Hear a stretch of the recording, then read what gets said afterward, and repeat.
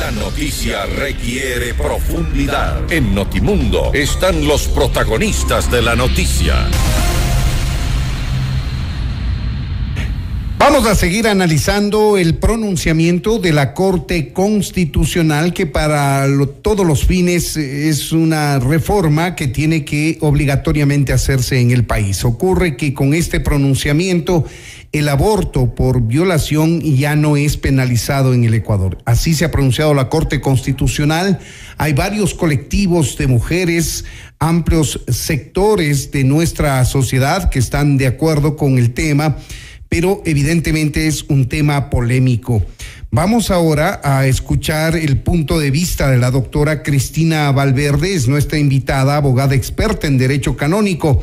Doctora Valverde, bienvenida a Notimundo Estelar, le saluda Freddy Paredes, buenas noches.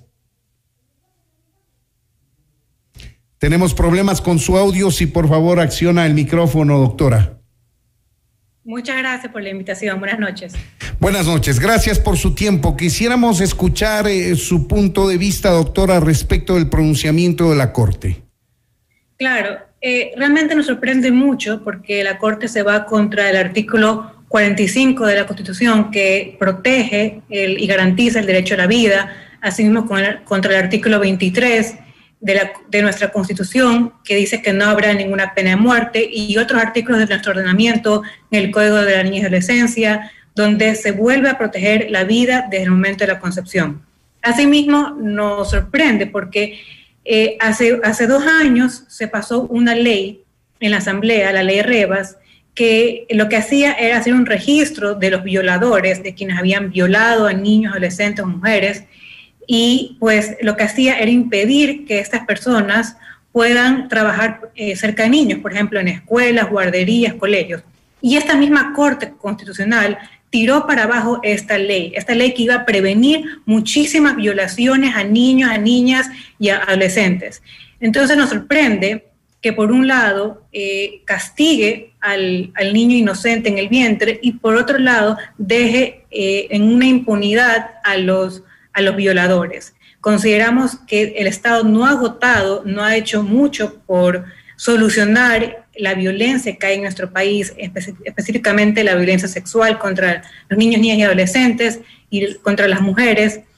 Otra ley que también propusimos y que también fue tumbada fue una ley para promover la adopción desde el vientre, que hoy en día eso está prohibido, y que puede ser una solución justamente a estos casos difíciles, como son los embarazos por violación o embarazos adolescentes, donde la mujer no quiere matar al niño, no quiere matar a este ser humano que es indefenso, inocente, quiere una solución efectiva, eficaz, y puede ser la adopción desde el vientre, donde hay tantas parejas hoy en día en el país que no pueden adoptar por las trabas que hay en el sistema de adopción. Y puede ser una solución, pero también fue tumbada. Entonces no entendemos cómo soluciones que son humanas, que no implican matar a un ser humano, sino seguir con su vida, son tumbadas, y más bien lo que se propone es la muerte de este ser humano, que es completamente inocente e indefenso. Se debe entender entonces, doctora, que su punto de vista es en contra del pronunciamiento de la Corte Constitucional. Sí, porque además esta corte ha resuelto esta sentencia y no dejó que colectivos, que personas de la sociedad civil puedan asistir a las audiencias, puedan brindar datos, estadísticas, puedan brindar algún otro tipo de soluciones. Simplemente fue a puerta cerrada, y esto lo menciona en la misma sentencia una de las juezas que se opuso, que es la doctora Carmen Corral, denuncia que cierta mayoría no dejó que se aperture el debate a la sociedad. Y eso nos parece terrible porque todos deberíamos participar de este debate y presentar soluciones al respecto, soluciones que sean más humanas, que protejan las dos vidas, la vida de la madre y la vida del niño. Porque en esta sentencia no va a hacer que las mujeres podamos salir con más seguridad de la calle, no va a hacer que se erradiquen o que disminuyan las violaciones.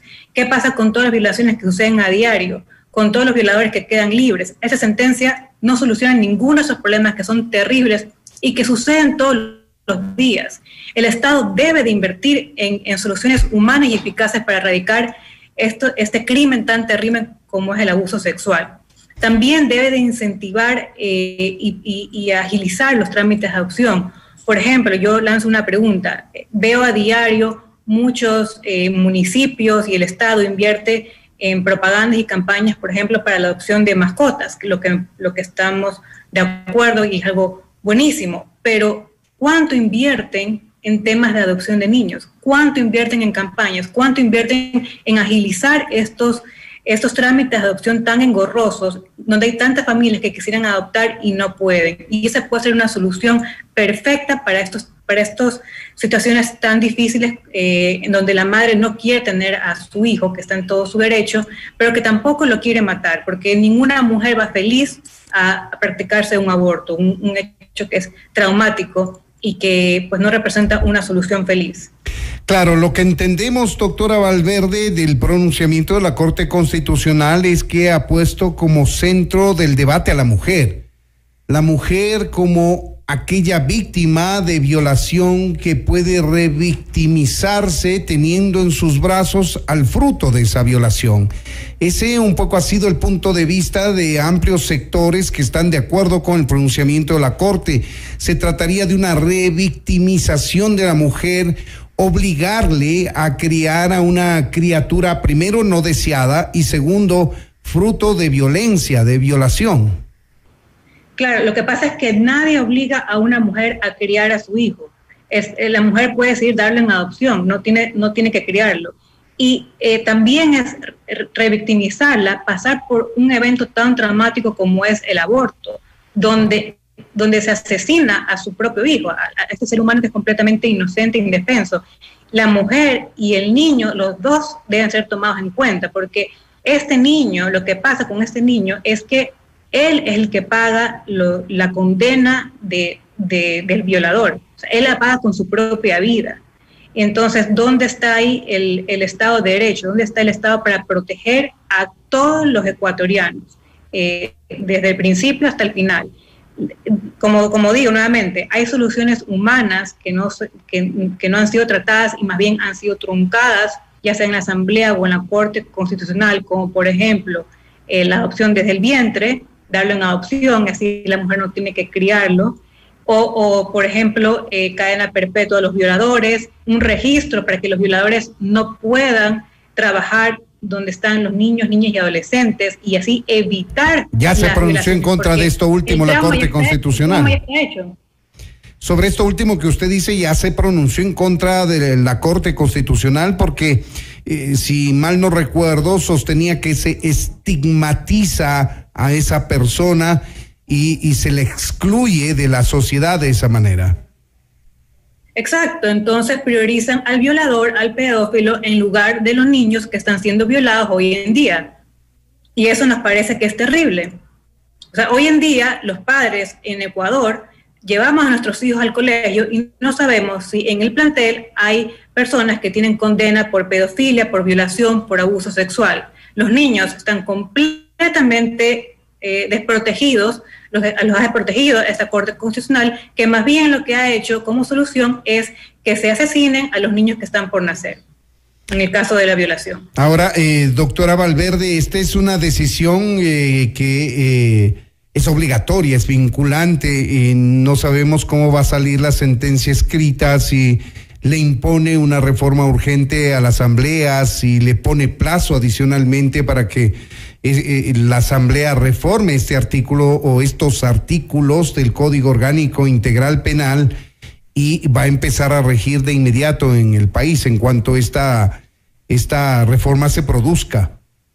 Sí, así es, la sentencia ya salió y pues en la sentencia dan ciertas directrices, tienen que reformar el inciso del artículo del Código Integral Penal y pues la Asamblea tiene que hacer ciertas regulaciones. Por ejemplo, la Corte Constitucional no puso un plazo, entonces la Asamblea es la que tiene que decidir si se puede abortar hasta el mes tercero, hasta el sexto mes o hasta el día antes de que el niño pueda nacer, hasta el noveno mes, por ejemplo, si es que es factible que el aborto sea hasta el noveno mes. También tiene que legislar cómo se va a aprobar el tema de la violación, si simplemente es con la palabra de la mujer, con un examen médico, si es que se necesita una denuncia, por ejemplo, a la fiscalía, o sentencia ejecutoriada. O sentencia ejecutoriada, les decía. Que valga una denuncia, o sea, una denuncia a la fiscalía. Sí, otro de los requisitos puede ser una sentencia ejecutoriada, le decía, doctora, está fallando la comunicación, el internet está inestable. Bueno, la Corte en su sentencia dice que ellos no quisieran que se espere hasta que haya una sentencia, ya que el tiempo empieza a transcurrir e incluso pues el niño puede nacer hasta que concluya. También dice que he escuchado de muchos colectivos que dicen que valdría nomás con la palabra de la mujer, que tampoco se debería exigir una denuncia a la fiscalía, con lo cual nos parece que también es un poco incongruente porque debe existir una denuncia inmediata, o sea, debe existir una denuncia hacia esta persona, hasta este violador, porque debe ser investigado y procesado inmediatamente. Esta persona debe ser castigada con toda la fuerza de la ley. Doctora Valverde, ahí, perdóneme, hay un desconocimiento de cómo se producen las violaciones en nuestro país y quizá en la región. La mayoría de violencia sexual contra la mujer, contra las menores de edad, se da en los círculos más íntimos y cercanos de la menor o de la mujer. Normalmente ocurre eso. Y eso hace que muchas mujeres no denuncien aquello. Parejas nuevas de una señora que abusan de la hija que tenía en su primer matrimonio, no hacen la denuncia que deberían hacer para defender a su hija, para buscar justicia por su hija, porque tienen un compromiso sentimental con esta persona. En esos parámetros, en ese ambiente se da la mayor parte de violaciones en nuestro país. Así es. Los datos, no son solamente en este país, sino por ejemplo en Estados Unidos y en otros lugares, lo que demuestran es que los niños están más propensos a abuso sexual en sus hogares cuando su madre convive con una pareja, cuando convive con una pareja. En estos casos, los abusos sexuales a los niños y niñas y adolescentes se incrementa 20 veces más frente a otras uniones cuando están los padres casados o en unión, ¿no? Entonces, es importante, yo creo, porque el Estado tiene estos datos, yo creo que es importante hacer campañas y difundir que en estos tipos de uniones donde la madre convive con su pareja, los niños tienen 20 veces más posibilidades de ser abusados sexualmente. Asimismo, hay datos, el INEC tiene los datos de dónde son las provincias y los lugares donde ocurren con mayor frecuencia, donde hay mayor violencia sexual en el país. Hay 3 o 4 provincias que están por encima de las demás, y yo creo que el Estado, si de verdad le importa erradicar la violencia sexual a los niños y niñas y adolescentes, debería entrar con fuerza, con urgencia, primeramente a esas provincias, están los datos. Entonces debería entrar con urgencia a esas provincias y realmente enfocarse en eliminar y ver qué es lo que está pasando ahí. Yo creo que, como digo, el Estado tiene los datos y debe hacerse campañas de concientización para prevenir, porque lo más importante es prevenir que no suceda el hecho traumático, porque como usted bien dice, y especialmente en el tema de embarazos por violación, ocurren cuando hay una violación recurrente. Es mucho más improbable que exista un embarazo en una violación única que cuando la violación ha sido recurrente a lo largo de muchos meses o incluso años. Entonces es terrible el trauma que viene trayendo esta mujer y esta niña, donde está completamente desprotegida. Y le voy a decir algo más. En estos casos justamente, donde hay violencia sexual dentro del entorno de la adolescente o de la mujer, lo que pasa es que el violador es el que lleva a abortar a su víctima para encubrir su crimen, seguir violando y seguir en la impunidad. El aborto es un mecanismo que agrada muchísimo a los violadores porque pues pueden seguir cometiendo su crimen. Ahora, doctora Valverde, siempre que se legisla se hace un análisis del derecho comparado y usted como abogada conoce que esto es así. ¿Qué decir frente a su posición, respetable por cierto, frente a lo que se ha legislado en la región en torno a la despenalización del aborto por violación? Esto es, digamos, lo más conservador en nuestra región, porque hay países como Chile, como Uruguay, que no penalizan el aborto, por ejemplo. Sí, pero en estos casos tampoco ha servido para disminuir el abuso sexual. Vamos de vuelta a la raíz. El abuso sexual sigue latente porque si no se toman otro tipo de medidas de prevención para prevenir desde el comienzo el abuso sexual, para castigar a los violadores y sacarlos de la calle y que sigan violando, nuevamente, no es, es una solución parche, por así decirlo, donde se soluciona una cosa, pero generalmente pues estas adolescentes que las hacen abortar o que abortan en caso de violación, las siguen violando en su entorno porque el violador queda libre, queda impune y las siguen violando y vuelven a quedar embarazadas. Y es un círculo vicioso de violencia terrorífico. Entonces, no soluciona realmente ningún problema de raíz, ningún problema de fondo. Lo pueden despenalizar, pero como le digo, no va a hacer que las mujeres estemos ni más seguras, ni más tranquilas, ni que nos dejen de violar. Pero al menos la mujer se revictimizará menos, al menos eso es lo que dicen algunos colectivos de mujeres. Tener la posibilidad de decidir sobre su cuerpo, aquel discurso, ¿qué criterio le merece a usted? Que el aborto es otro evento traumático que sufre la mujer. Por ejemplo, en los casos de aborto químico. Pero es uno solo y no se queda de por vida, doctora Valverde. El trauma se queda de por vida. Es como la violación. El trauma se queda de por vida, aunque haya sucedido una sola vez. Porque tú sabes, y la mujer sabe, que asesinó a su propio hijo. Y tal vez lo hizo porque no tenía a quién acudir. Nadie le ayuda. El Estado no le ayuda. La familia muchas veces como no le ayuda. No tiene a quién acudir. Y eso es lo más triste que hay. De todas formas, estos casos de violación, de aborto por violación, es el porcentaje más mínimo en los casos de aborto en general. Así es. No llegan ni al 2%. La causa más frecuente de aborto a nivel latinoamericano es por presión, ya sea de los padres o de la pareja para que aborten. Porque, de nuevo, la mayoría de las mujeres no quieren un aborto. En todas las casas de acogida, mujeres que van pensando en abortar, el 85%, una vez que se les brinda asistencia económica y emocional, el 85% decide tener a su hijo.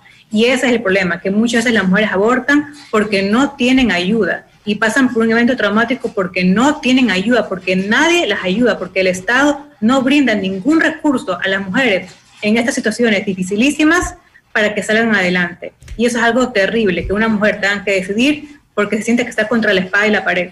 Poniendo nuevamente a la mujer en el centro de este debate como la víctima directa y aquella persona que puede revictimizarse por una violación que termine con concepción, ¿qué decir frente a los abortos clandestinos que se producen por desesperación de las mujeres, por tantas cosas que usted acaba de anotar, por falta de apoyo familiar, por falta de apoyo de la pareja, por problemas económicos, por N causas, que la mujer por sí y ante sí decide un aborto, más aún si se trata de una violación, y lo hace de manera clandestina, porque aquí en el país, hasta el día de hoy, está penalizado el aborto, porque no se ha ejecutado aún la disposición de la Corte Constitucional. ¿Qué decir a todas esas mujeres que en su desesperación, víctimas de una violación, han ejecutado un aborto clandestino y han terminado muertas junto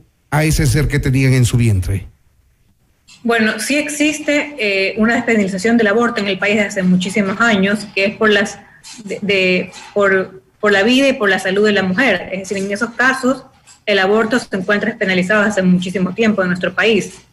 El aborto legal no libra a las mujeres de la muerte. De hecho, hace 2 semanas en Argentina se murió una chica, una adolescente, en una clínica legal, en un aborto legal, porque es un procedimiento quirúrgico que no exenta la muerte. Claro, pero el porcentaje es sumamente bajo si usted compara un aborto legal con todas las garantías en una casa de salud, con toda la asepsia del caso frente a condiciones inclusive infrahumanas donde se producen abortos clandestinos. No hay punto de comparación, doctora. Sí, pero como le digo, ¿dónde está la humanidad ahí? ¿Dónde está la humanidad en que una mujer, en que la mayoría de las mujeres, mire, el 85% de las mujeres quieren tener a sus hijos, pero no pueden porque no se les brinda ayuda y tienen que asistir a abortos, ya sean legales o ilegales, clandestinos o clínicas privadas, matando a su hijo en contra de su voluntad, ya sea por presión, coerción familiar o por presión económica, o por casos de violación, pero ¿dónde está la humanidad ahí? ¿Dónde estamos como sociedad? Cuando lo que primero que hacemos es legalizar el asesinato de un ser humano inocente en lugar de ayudar a esta madre y a su hijo. De acuerdo, totalmente de acuerdo en ese caso, pero le invierto el ejemplo.